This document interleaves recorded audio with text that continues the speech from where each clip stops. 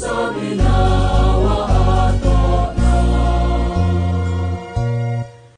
فلا مضل له ومن يضلل فلا هادي له أشهد أن لا إله إلا الله وحده لا شريك له وأشهد أن محمدا عبده ورسوله لا نبي بعده يا أيها الذين آمنوا اتقوا الله حق تقاته ولا تموتن إلا وأنتم مسلمون يا أيها الناس اتقوا ربكم الذي خلقكم من نفس واحدة وخلق منها زوجها وبث منهما رجالا كثيرا ونساء واتقوا الله الذي تساءلون به والأرحام إن الله كان عليكم رقيبا فإن أصدق الحديث كتاب الله وخير الهدى هدى محمد صلى الله عليه وسلم وشر الأمور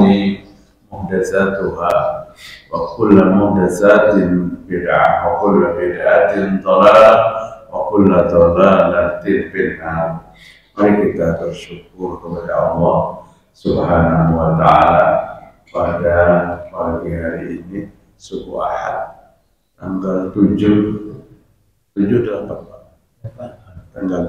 Jumadil Akhir 1446 Hijriah. Kalau tanggal 8 berarti tanggal 9 Desember. Tanggal 8 Desember. Berarti tanggal 8 Desember tanggal 8 Jumadil Akhir 1446 Hijriah. Bapak-bapak, ibu-ibu, sehat walafiat semuanya. Alhamdulillah kita sehat walafiat. Kita melaksanakan sholat subuh berjamaah. Kemudian kita duduk sejenak, membuka hati kita, membuka pendengaran kita. Kita menerima ayat-ayat Allah di hadis Rasul, perkataan para ulama salafus salih yang menjadikan rujukan kita sebagai seorang muslim dan muslimah. Pada ta'lim pagi ini, ulun ingin sampaikan sebuah ungkapan oleh seorang ulama besar Ibnu Qayyim al-Jauziyah. Apa kata beliau? Usulul khataya thalatha. Sumber kemaksiatan itu 3. Sepatutnya kita mengetahui 3 macam ini agar kita tidak terjebak kepada satu kemaksiatan. Setiap kemaksiatan itu pasti mendatangkan dosa. Setiap dosa yang bertumpuk itu membuat hati kita keras dan sombong. Jadi usulul khataya salah 3 sumber kemaksiatan. Apa di antara 3 sumber kemaksiatan itu? Yang pertama, al-kibr, kesombongan. Sombong adalah sumber kemaksiatan. Bahkan dengan kesombongan itu sumber yang terbesar dari kemaksiatan. Karena orang pertama kali berbuat kemaksiatan dan diusir dari surga, iblis, karena sombong. Kemudian yang kedua, kita teruskan dulu. Al-hirs, sumber kemaksiatan yang kedua adalah ambisi.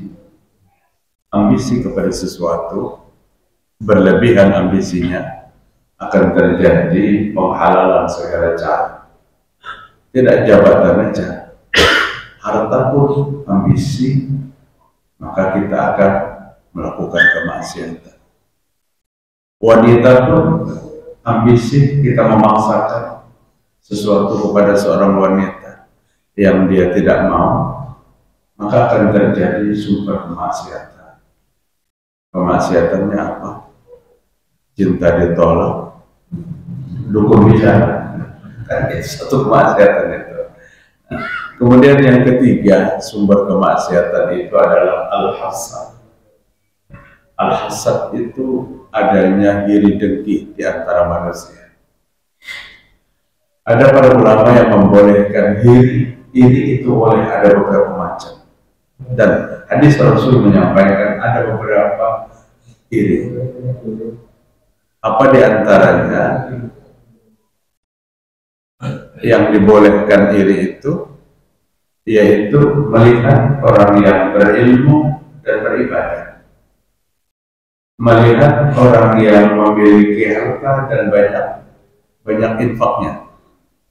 Karena tidak semua orang yang punya harta berinfak. Itu boleh. Pada hal-hal tertentu iri itu boleh. Tapi dengki, bahasa Banjar, lebih daripada iri, itu sama sekali tidak boleh. Karena dengki itu merusak orang lain. Dengki itu merusak orang lain.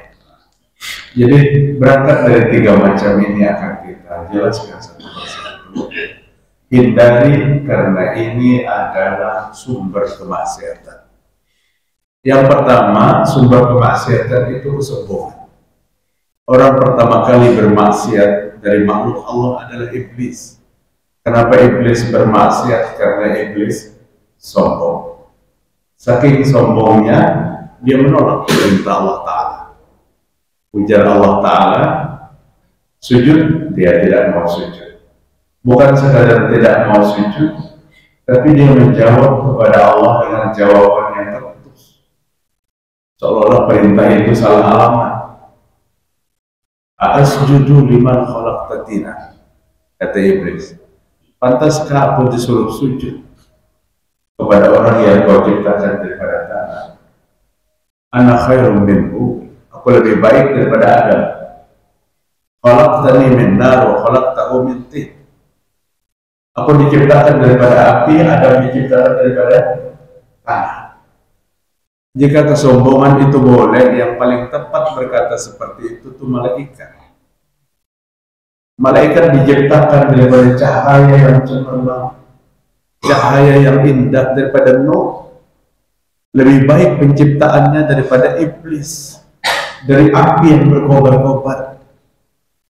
Tapi malaikat tidak sombong, karena yang memerintahkan sujud adalah Sang Pencipta. Yang memerintahkan sujud adalah Allah Subhanahu wa Ta'ala. Sehingga apapun dijadikan Allah, sumbernya tidak mau sombong.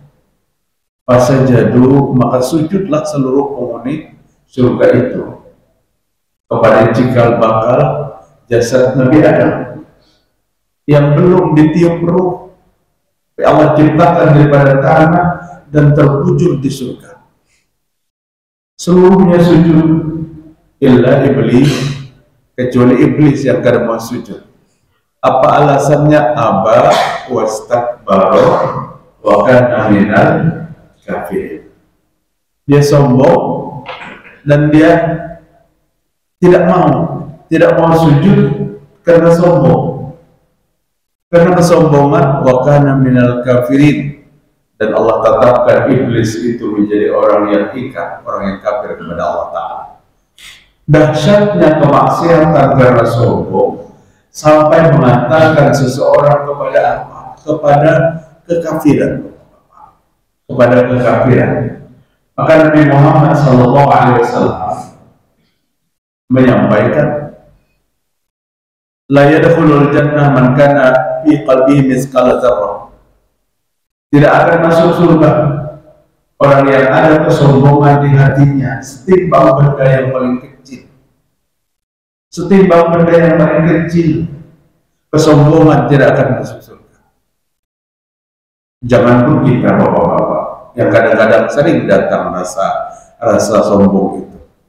Sahabat Nabi itu mendengar berita itu, mendengar hadis sahih itu. Sehingga sahabat berkata, ya Rasulullah, anna rajulun sawwa hasanun wa na'lu hasanah. Ada seorang yang pakaiannya bagus dan rapi dan sandalnya bagus dan rapi. Boleh jadi dikembangkan kayak melihat orang yang paling gagah dan cantik itu. Dia berpakaian indah. Kalau rambutnya ada besian rambut, sisir rambutnya rapi, sandalnya bagus.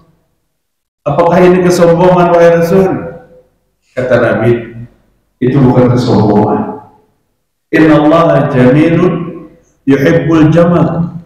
Allah itu elok, Allah senang yang elok-elok, Allah senang yang baik-baik, tampil bersih. Itu kesenangan Allah Ta'ala.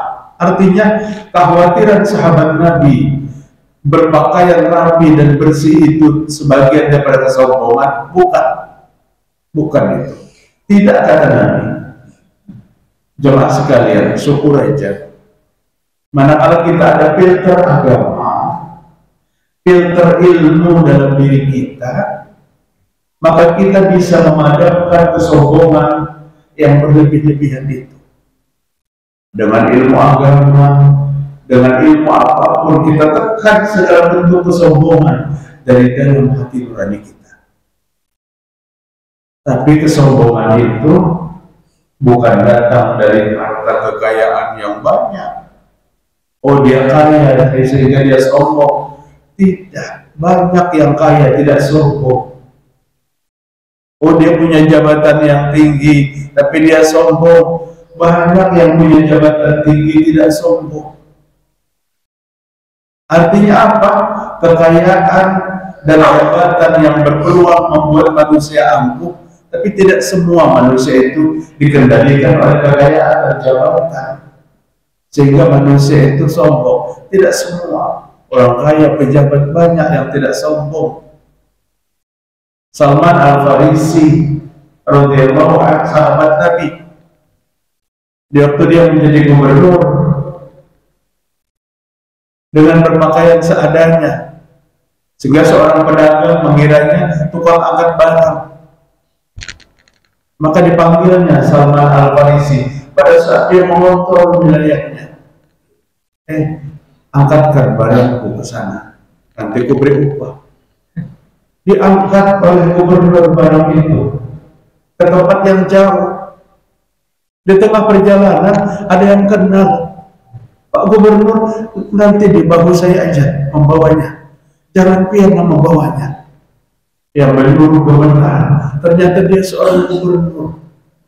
Kata Salman Al-Farisi, aku berjanji mengantarkan barang ini sampai ke tempatnya. Jangan kamu potong, itu perjanjian kami.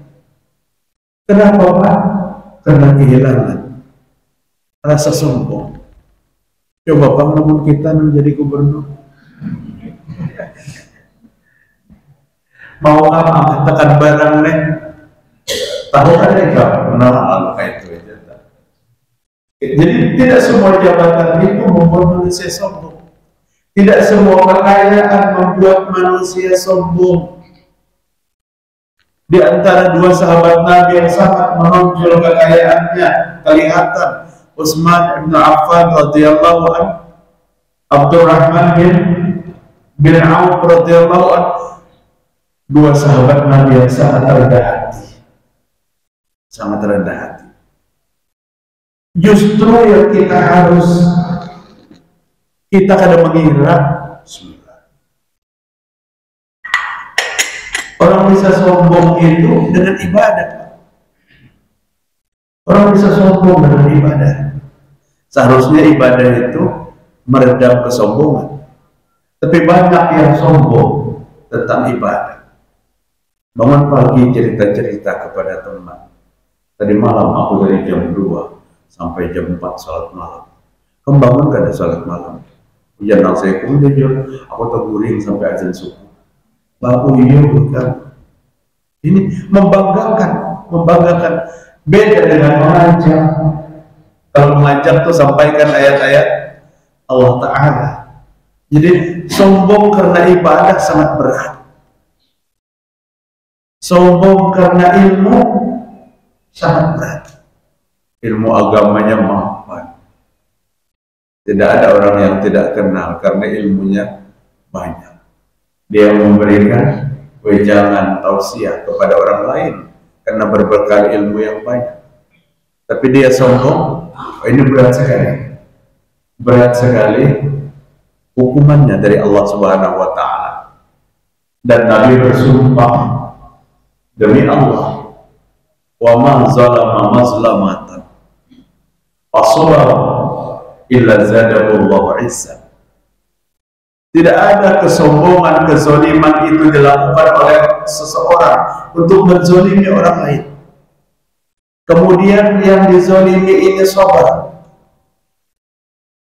Kada dibalasnya di waktu seseorang mengatakan dan menghinanya, maka kada dibalasnya hinaan itu.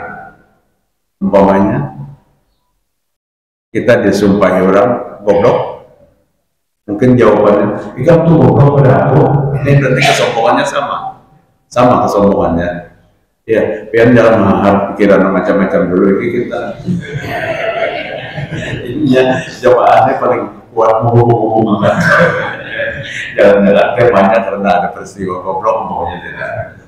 Ini persis apa? Pada saat kezaliman, kehinaan yang dilontarkan kepada orang lain dan yang dihina itu tidak membalas, pasobar, maka Nabi mengeluarkan ini dengan kalimat Nabi Allah, illa zadahullahu izza, tunggu Allah akan muliakan orang yang dihina itu. Allah akan dimuliakan. Bisa Allah memuliakannya seketika dengan sesuatu yang tidak pernah disangka-sangka. Bapak, sesuatu yang tidak disangka-sangka. Maaf, son haji yang menjual estek, jangan pun menghayal ratusan juta, puluhan juta pun tidak. Pulang ke rumah cukup beli beras, cukup makan sekeluarga, besok diantar lagi. Kenapa? Karena memang menjualnya karena mahal-mahal.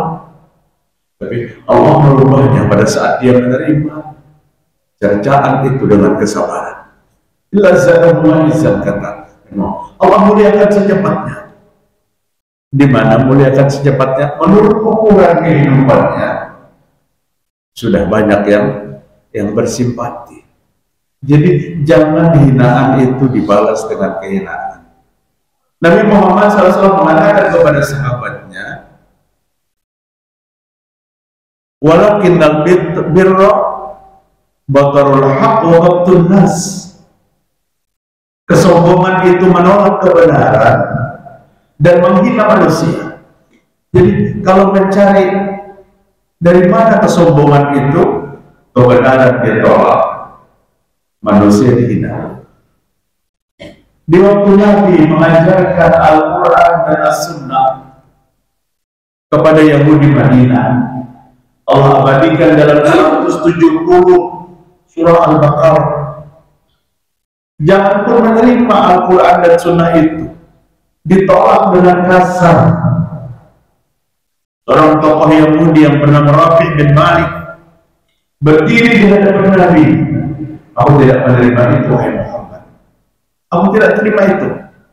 Padahal yang disampaikan Nabi adalah satu kebenaran. Tapi orang sombong menolak kebenaran. Lebih baik kami mengikuti nenek moyang kami. Lebih baik mengikuti orang Bahari, ujar orang Banjar biasanya. Orang Bahari itu baik-baik, matinya banyak nambah keramat. Itu biasanya alasan menolak. Yahudi tidak, aku terima itu. Apa yang kau sampaikan wahai Muhammad, kami tidak menerima itu. Lebih baik kami mengikuti nenek moyang. Nabi menjawab, tidak. Allah yang langsung menjawab itu. Bal nattabi'u ma alfayna 'alaihi aba'ana awalau kana aba'uhum la yaqiluna syai'a wa la yahtadun. Ini terserah. Kalau Allah Ta'ala mau ngomong apa, itu urusan Allah Ta'ala. Makanya di dalam Asma'ul Husna ada Al-Mutakabbir, artinya Allah yang maha menyombongkan diri. Kenapa Allah menyombongkan diri? Karena Allah tidak pernah kekurangan. Pantas Allah menyombongkan diri. Lalu kita apa yang kita sombongkan? Nenek moyang tidak menjadikan amal ibadah kita dipercepat. Nenek moyang tidak menjadikan doa-doa kita diijabah. Mereka membanggakan nenek moyang si Yahudi itu. Allah jawab, "Awalau kana abahum la yaqiluna syai'an wa la yahtadun." Apakah kamu mau tetap mengikuti nenek moyangmu? La yaqilun, mereka tidak mengerti apa-apa. Nenek moyang yang kamu banggakan itu tidak mengerti apa-apa. Wa la yahtadun, nenek moyang yang kalian banggakan itu tidak mendapat hidayah. Mereka tidak muslim, mereka tidak muslimah. Kenapa kalian membanggakan itu? Kenapa kalian membanggakan itu? Dalam sebuah ungkapan yang sangat indah, seseorang yang berbangga-bangga dengan nenek moyang yang tidak beriman, maka setiap kali dia berbangga, setiap itu imannya menurun, imannya hilang. Makin banyak kita berbangga-bangga dengan orang yang tidak beriman, maka iman kita yang turun. Ayat 55 surah At-Taubah, Allah melarang kita tidak perlu terpesona dengan orang yang tidak beriman, apalagi kita membanggakan. Ini bapak-bapak hari ini banyak yang tidak pede lagi menamai anak dengan nama muslim dan muslimah, nama Islam baik laki-laki perempuan. Yang Nabi kita katakan, jika punya anak perempuan, namailah dengan nama Ummahatul Mukminin. Belum hampir tiap Sabtu diundang tasmiyah, hampir kadang lagi nama ngarani anak tu Fatimah. Kadang lagi yang ngarani anak tu Aisyah. Namanya sudah keren-keren sehingga tukang tasmiyah harus bertanya kepada bapaknya, gimana kamu dapat nama nih? Di Google, Ustaz.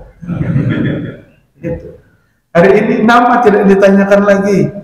Jika nama itu berbahasa Arab, kita harus tanyakan kepada yang mengerti bahasa Arab. Karena bahasa Arab yang diambil dari Al-Quran karena bisa sepotong-sepotong. Al-Quran itu berbicara dengan berkaitan masa lalu, sekarang, dan akan datang. Jadi kalau kita mengambil nama dalam Al-Quran, ini Al-Quran juga, setelah orang ambil namanya, harus mengerti kalimat apa sebelumnya dan kalimat apa sesudahnya dari nama anak itu. Jadi apalagi hari ini sudah kehilangan.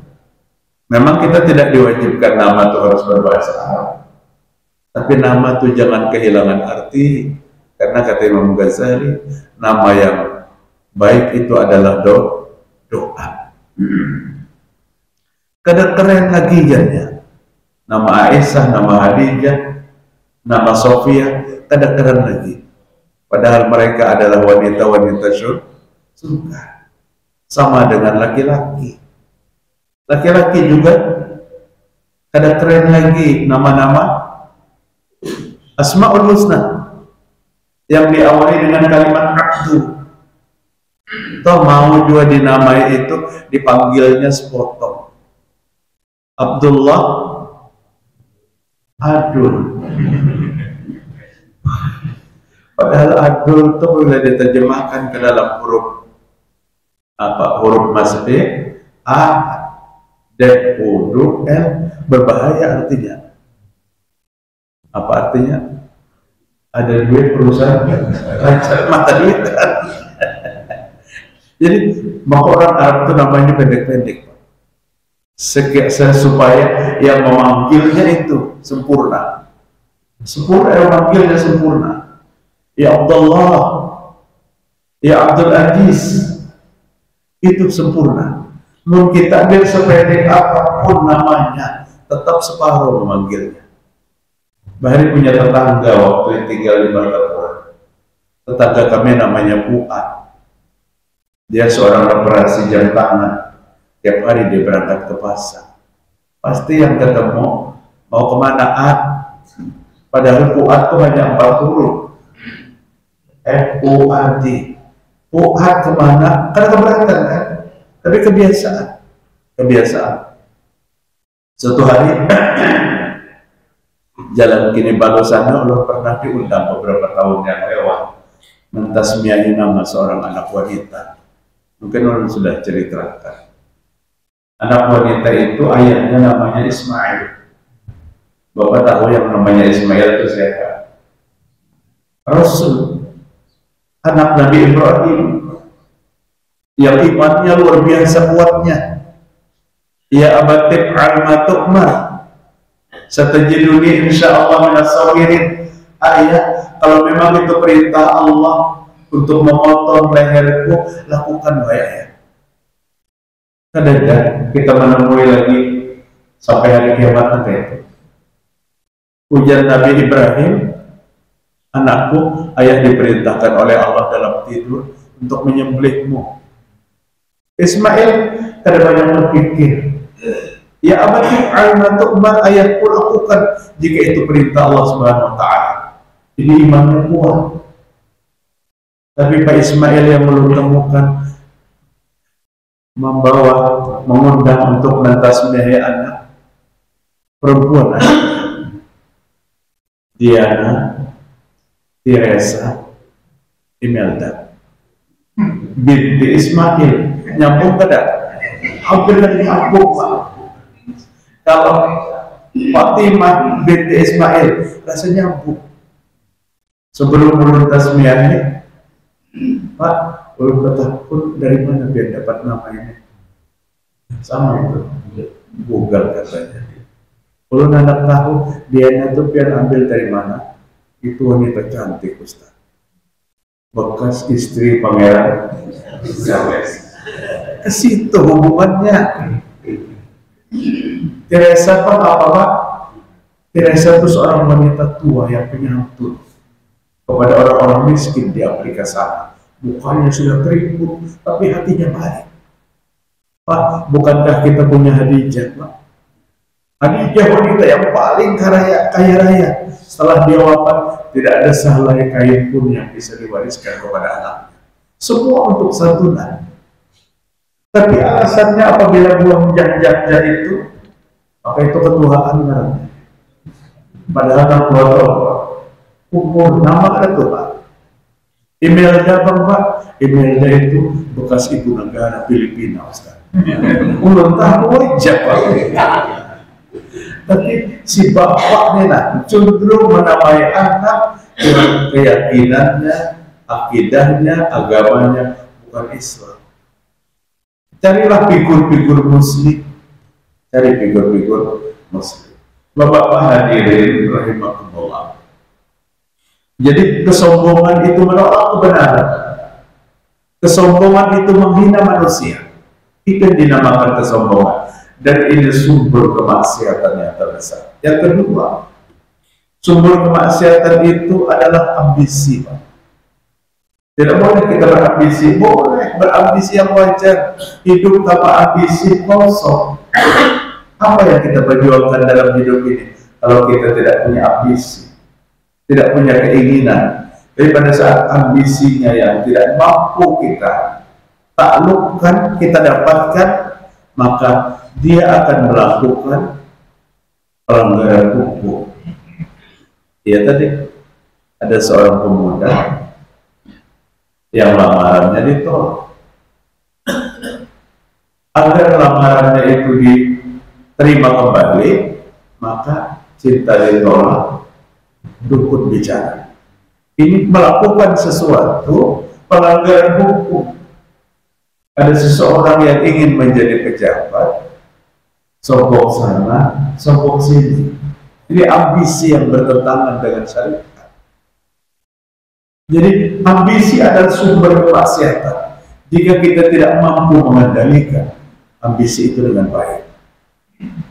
Kemudian yang terakhir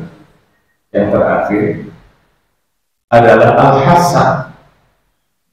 Al-hasad itu diri dengki. Terjadinya pertumpahan darah pertama kali di muka bumi karena ada orang yang dengki dengan orang lain. Yang lebih menyedihkan, kedengkian itu kepada saudara kandung sendiri.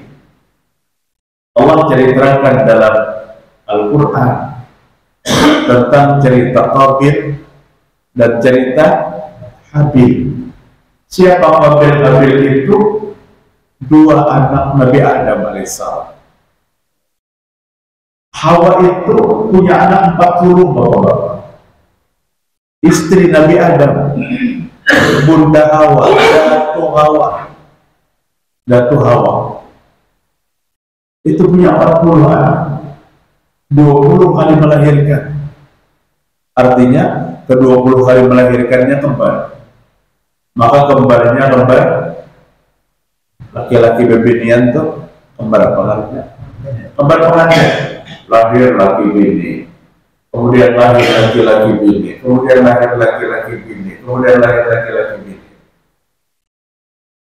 Peraturan munakahan bagi anak-anak Nabi Adam, pernikahan boleh nikah bersaudara, asal jangan dengan nikah dengan pasangan yang lahir bersama. Itu aja.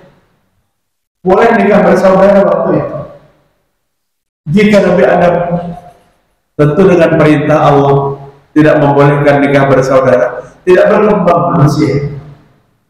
Syaratnya satu, kata Nabi Adam, jika A dengan B lahir bersama, laki-laki satu perempuan satu, maka tidak boleh dia menikahi saudaranya. Tunggu yang lahir berikutnya, ada lagi laki-laki satu perempuan satu.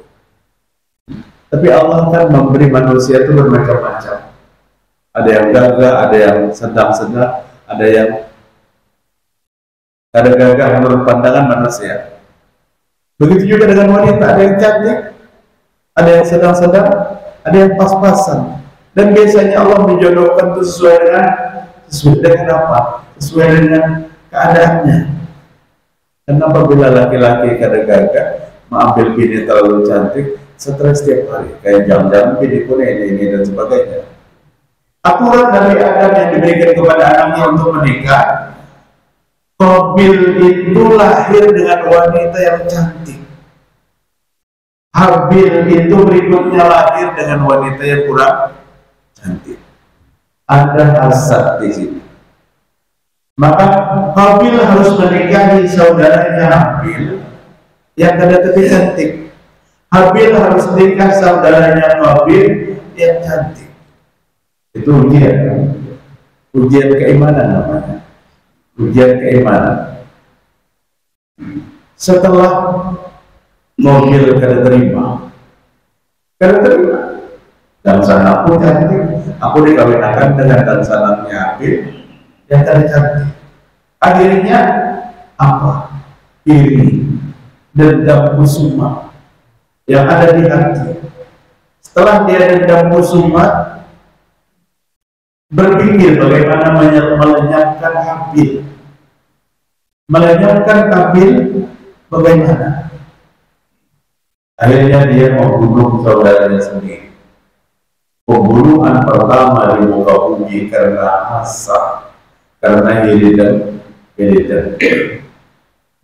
terjadi sampai hari ini. Banyak sekali sifat iri dan itu yang menjadikan pertumpahan darah, sehingga hasad adalah sumber kemaksiatan. Perlu simpulkan, sumber kemaksiatan itu ada 3. Yang pertama, kesombongan. Yang kedua, ambisi. Dan yang ketiga, hasad, iri dan iri. Semoga tidak 3 macam itu jangan ada dalam kehidupan kita. Allah Subhanahu wa Ta'ala memohon kita kepada Allah membersihkan hati kita, sebagaimana Nabi Muhammad SAW berdoa, Allahumma tahhir qalbi minan nifaqi wa amali minar riyadi. Ya Allah, bersihkan hatiku daripada kemunafikan dan bersihkan amalku daripada riya. Wa lisani minal kadhibi, bersihkan lisanku, mulutku daripada kebohongan. Wa aini minal khiyanati, bersihkan pandanganku daripada khianat. Itu yang Nabi pernah mohon kepada Allah Subhanahu wa Ta'ala. Bapak, ibu-ibu, itulah yang dapat saya sampaikan. Mohon maaf belum kaget, langsung kuis di sini Pak. ada nasihat pernikahan bertujuh berbeda mepet, maka wadahnya jauh. Ya, bila diundang untuk nasihat pernikahan, kita bahagia aja, karena menghalalkan yang haram. Bahwa hal yang kaulu itu luar biasa. Orang jadi pengaulu harus disayangi. Demikian, subhanallahumma wa bihamdika asyhadu an la ilaha illa anta astaghfiruka wa atubu ilaik. Assalamualaikum warahmatullahi wabarakatuh.